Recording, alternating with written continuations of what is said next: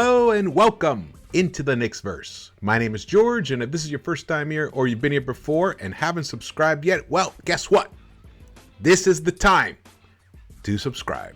We are less than 100 subscribers away from 5,000. It would be a tremendous milestone for me, especially when I launched this channel. I never had an idea. I never thought I'd get that close, honestly, where we are right now, and it's been awesome. I gotta thank everybody who is a follower of the channel and who submits their comments and in the live streams, the chats and everything.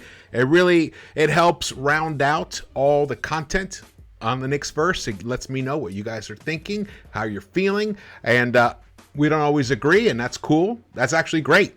I actually really enjoy that as well because it helps me sharpen my feelings, my thoughts, and my viewpoint of things that are going on. And one thing that's going on right now is the New York Knicks have just won their 4th in a row. That's their season high. First time they've won 4 in a row this year. Hard to believe that, but it's true. In fact, let's get to this here. Look at this. 109-104, the New York Knicks. They played yesterday. Flew home, played tonight, and beat the Chicago Bulls 109-104 at MSG. Great win. It was, these two teams match up really well.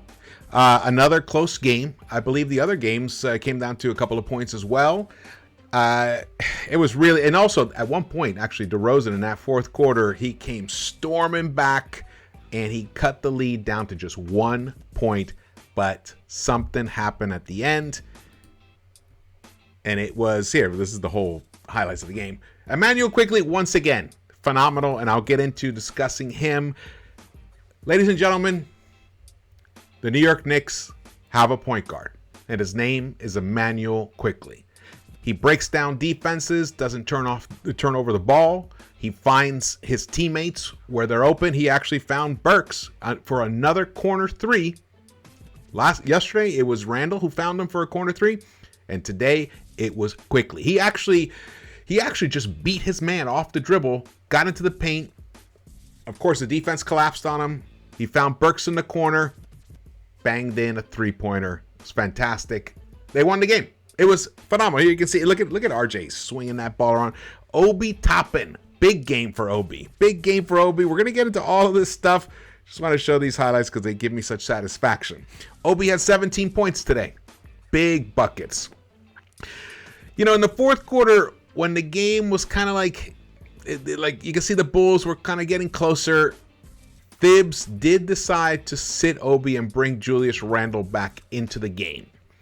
And I'll say this.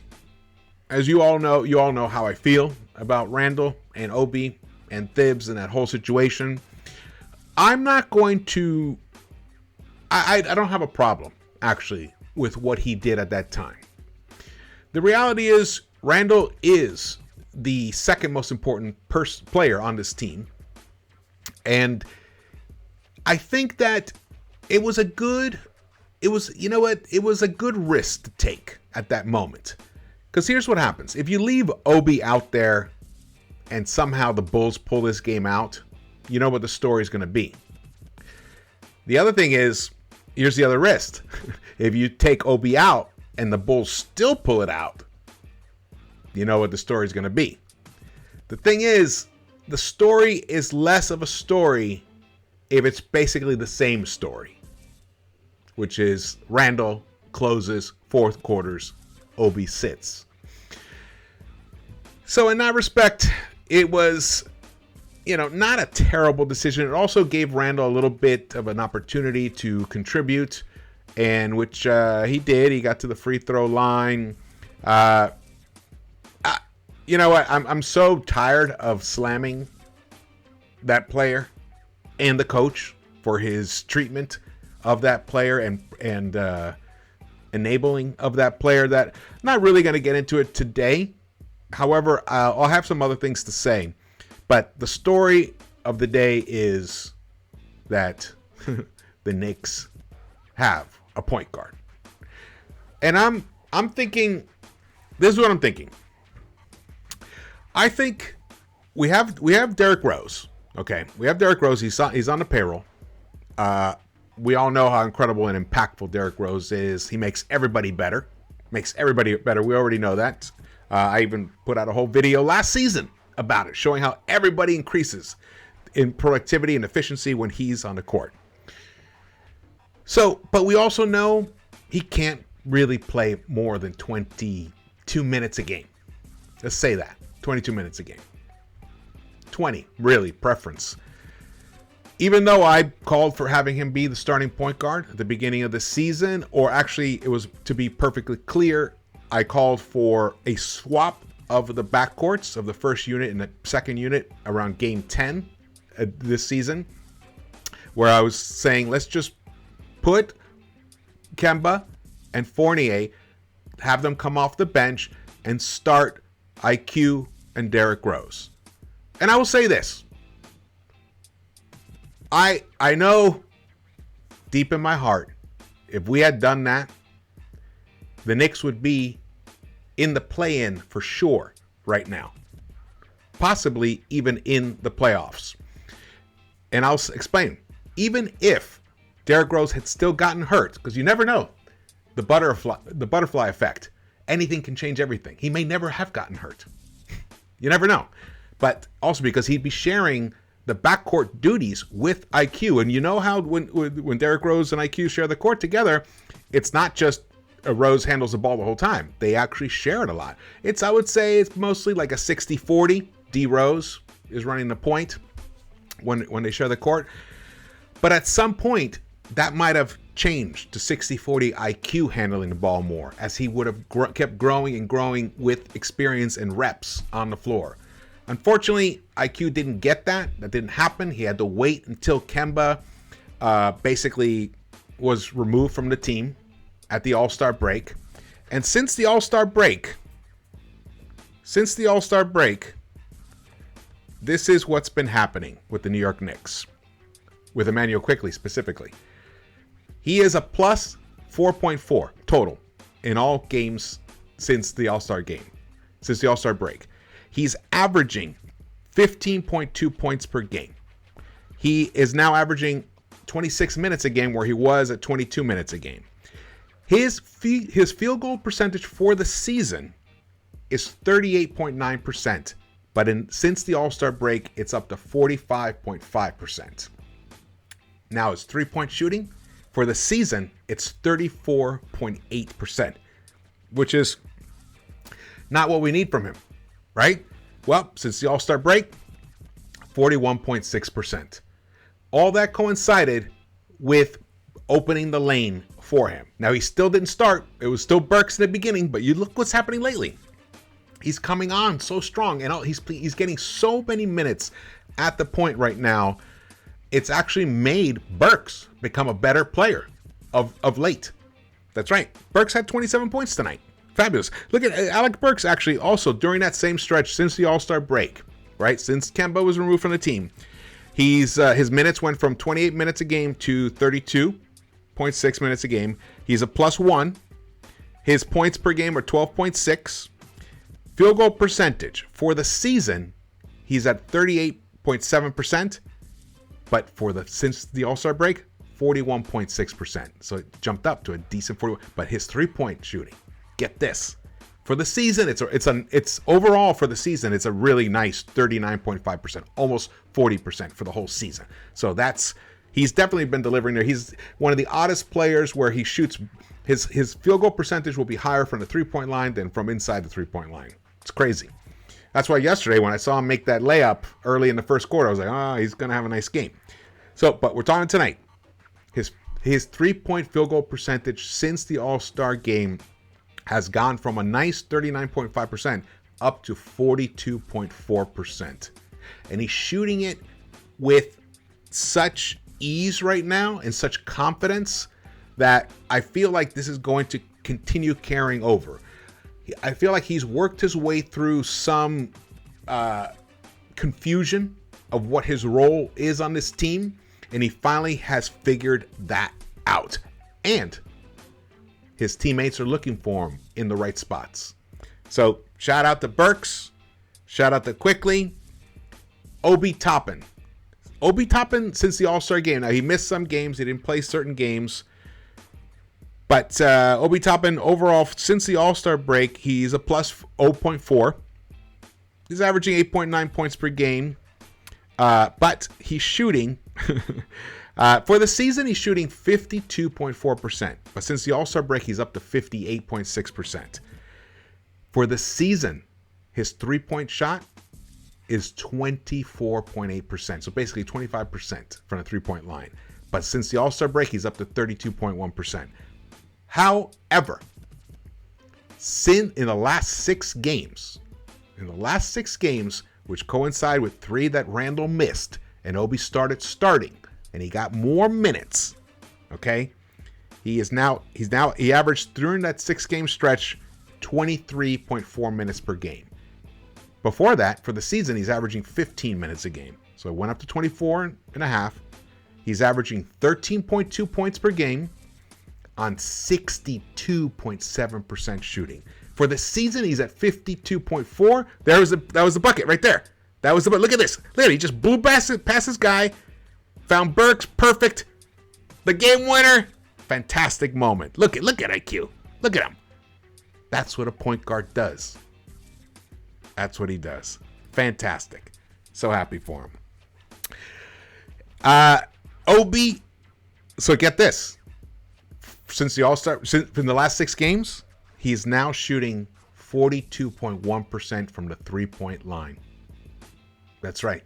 A guy who was shooting 25% for the season is now up to 42.1%. And that it's not coincidence that kind of level of efficiency coincided with more minutes. This is what we're talking about. So to all of those people who want to claim the development of these kids and attribute it to Thibs, you're nuts. You're nuts. Because the only reason these minutes happen is because of injuries and COVID. So don't give me that story. In fact, Thibs has been an impediment to this development that we're finally seeing now. We could have been talking about this 2 months ago. And right now, we could be talking about the play-in. Or like we could be in the 7th seed or 8th seed. So please, with this attributing the development of the kids to Thibs' story, it's just gaslighting. And we ain't having it here on the Knicks-Verse. So go take that crazy somewhere else. Go sell that crazy somewhere else. Obi, 42.1% from the three-point line lately. But look at Burks tonight. 27 points, 6 rebounds, and 5 made three-pointers. He only made 1 bucket in that fourth quarter, and that was the three-pointer. Mitch Robinson. Big game for him. Big game. 16 points, 8 of 9, 12 rebounds, 3 blocks. A huge block on Zach LaVine. You saw that one. And on DeRozan also as well. He played an excellent game, and what I liked about what Thibs was doing with him is he started rotating him out earlier. I want you guys to start paying attention to that. At what point in the game does Thibs begin doing those first substitutions? Mitch was subbed out pretty early in that first quarter, and Sims came in, who also had a nice game as well. It's good because it keeps Mitch a little fresher longer. This is what we are talking about. There's no need for Randle to play 36 minutes every night, or even RJ. Get them down to 32, 30, and just rotate their minutes, spread them out more. And if you need them, of course, in those fourth quarters or something happens, fine, they'll have some energy left because you didn't play them a full third quarter, or you didn't play them a full first quarter. Now, he's been lessening RJ's minutes for a little while in the first quarter, but he's still playing way too minutes for the whole year. RJ's playing way too minutes for the whole year. But excellent game from Mitch, which begs the question, should we pay the Mitch? I think, in my opinion, we should hold on to Mitch. Of course, it's always about the price, but I think we should do everything possible to hold on to him. If you cannot arrive at a good price, then the sign and trade. And we've talked about this before. We've had many videos out there before. Here we go. Let's talk about the guy.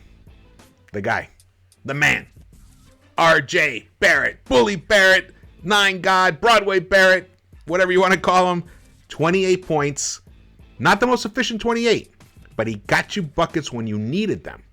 And that, like we say, is really, it's a huge difference between a guy who just gets hot in a game, and he gives you 28 efficient points, but it's those nights when you've got to grind it out and you're facing a tough opponent and you need buckets. You have to get buckets. And that's what RJ has been delivering of late. And that is fantastic. And I will show you some more stats about him in a second.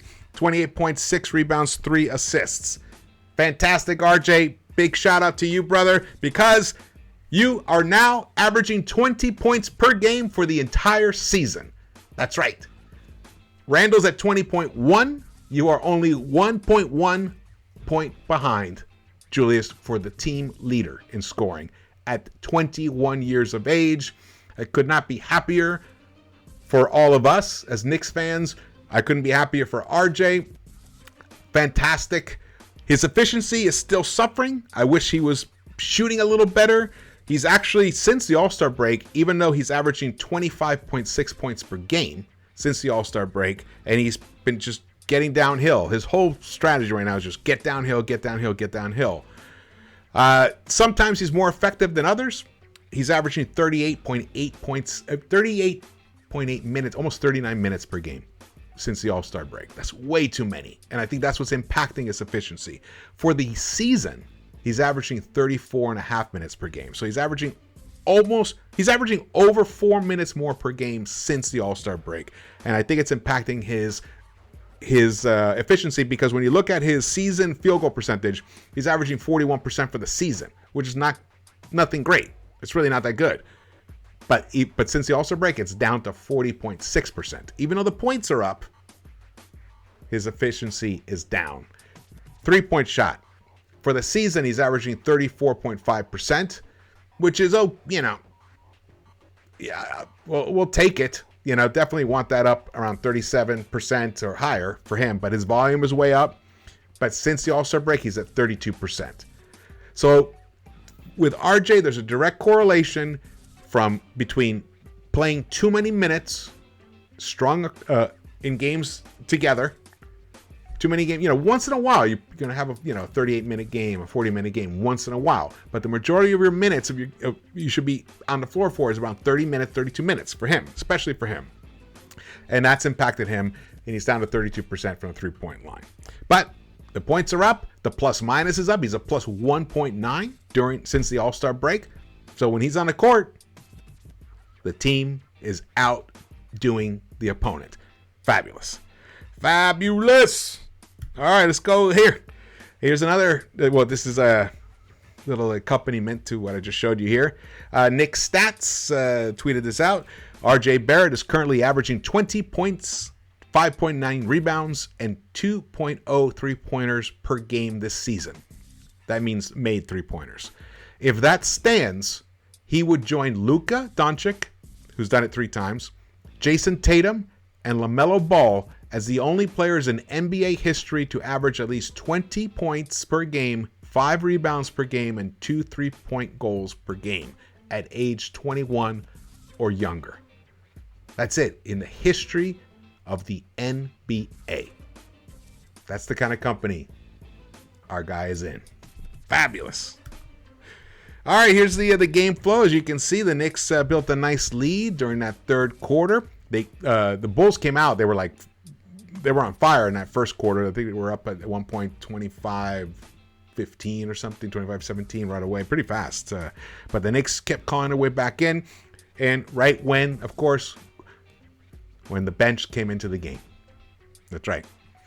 Shout out to Obi, man. Obi had a tremendous game. Tremendous game. His points totals won't, the 17 points doesn't shout it out, but he had an excellent game. You can see 17 points in 20 minutes on 11 shots. He hit 3 of 6 from the three-point line. Obi Toppin hit 3 huge three-pointers, and they looked great. And even the other 3 looked really good. So he is locked in right now. I'm loving this. 20 minutes he played today. Could he have played 28 and Randle 20? Yeah, it could have been. Could have been. But like I said before, didn't really have a problem with how the end game of the fourth quarter went down for those specific reasons. Alec Burks, 5 of 10 from the three-point line. Fournier had a rough game, only 5 points, 1 of 8 from the three-point line, 2 of 10 overall. But he has been picking up some assists lately. He got 3 assists in 25 minutes tonight. He's looking for Mitch. He's looking for other players as he drives, which is something that he really wasn't doing before. I even remember about a month and a half back, even begging for Fournier to do more lobs to Mitch. And he actually has been doing that of late. So it was great for that. But look at Randle. 28 minutes. He made 1 bucket, and it was a fast breakaway where he actually should have just passed it to RJ. But instead he forced it, took it, and he did finish it, but he missed all other 8 of his field goal attempts. 0 for 4 from the three-point line, but he did give you the 13 rebounds, still gave you 4 assists, but I believe he still committed 3 turnovers, and I think that was the high on the team. Mitch, look at those 12 boards, 16 rebounds, man. Fantastic. Look at that, man. What's the next thing? Deuce. He only played 7 minutes. That's a shame. Definitely want more Deuce. Though tonight, not sure tonight was the night for that, but you know, I don't have a problem with Deuce obviously getting 10, 15 minutes a game. That's where I want to see him up at. Burks played 42 minutes, but he had a really good game defensively. He played some nice defense too on Zach. Even though they got their points, but they had to work hard for him. And then as the game wore on, they got less efficient. And then finally, DeRozan just took the team, put him on his back, and almost rode the Bulls to victory tonight in that fourth quarter. It was close. Look at the plus minus. Randle plus 7, Mitch plus 10, Burks plus 10, Fournier plus 3. All starters in the plus. RJ plus 4. Sims was a minus 7. Toppin a minus 2. McBride a plus 2. And Quickley a minus 2. I think, and that's mostly because, let's go back to the stretch there. Yeah, see, that was the beginning of the second quarter. They were a little flat, that second unit. But you can see towards the end of the third quarter and the beginning of the fourth quarter, that second unit was kicking butt. So they did come out flat in that first quarter, that first half, should I say. Late first quarter, early second quarter. Let's go to here, the Bulls. You can see 37 points for DeRozan, and Levine 27 points on 8 of 17, 2 of 7 from the three-point line. But like I said, the Knicks made them work. Vooch, 16 points, 13 rebounds. He was a little bit of a problem, but the Knicks were able to overcome his presence there. Let's see, what else is of note here? Nothing really that exciting. Caruso fouled out because he was having a bad time trying to guard RJ. He fouled out towards the end of the game. And I think that did help. In that fourth quarter. If Caruso had been out there, the Bulls might have actually pulled this thing out. So the Knicks put up 35 three-pointers, connected on 12 of them, and that basically was almost the difference in the game because they went to the free throw line 33 times and hit 30 of them. Fantastic. We missed 14 free throws. Whew. So we needed those extra 6 made three-pointers to eke this win out. Look at the leads. We had the largest lead was 13. Theirs was 12. This was very evenly matched. Look at the points in the paint. 44-44. Fast break points, 7 to 4, but not really that big a difference. They did commit more turnovers. That definitely helped us for sure. 14-6. Excellent. Assists, still only 16 assists for the Bulls. Wow. I didn't realize it was that low. But 19 for us. Again. I wish we just moved the ball more. I wish that first unit just kept moving the ball more. But I think it's only a matter of time before we get to that because at some point in the Knicks trajectory, the first unit will be composed of several players, not several, but a couple of players from the second unit. That's the hope. That is the hope. I'm not going to mention names, OB and IQ. I'm not going to mention names, OB and IQ. I'm not going to mention names, but at some point next season, the starting unit might include number 5 and the other guy in the black and white photo down there. Could happen. Here's my thinking for that. Why spend the money to pay for a guy like a Brunson, who's a good player, very good player, but he might be like 20 million something per year, when you have IQ and you have Deuce, and you also have a ball dominant small forward like RJ, and hopefully Randle will be gone from the team, but let's say he still is here. He's also still pretty ball dominant. But when you have people who can handle the ball and run an offense, and IQ has totally earned he has earned the right to start as the point guard of the New York Knicks. He's earned it this season, and we should be looking at him for next season because the options are not that great. We'll do a video. We'll go into what the options actually are, but I've been looking at them. They're not that great, especially for the money that we're talking about. So I would rather save that money, use it for more wings and a stretch 5 instead of wasting it on a point guard that's not going to be better than what we have. And for all we know, what we have could end up being something very, very interesting and electrifying for that first unit. And remember, we still have Derrick Rose. Okay, thank you guys for watching this. It went a little long, but there was a lot to talk about and a lot to be excited about. It's a great win for the New York Knicks. And looking forward to the last few games of the season. You know, wins are much easier on me, even though I do want us to be in that lottery. So I hope we still miss the play-in.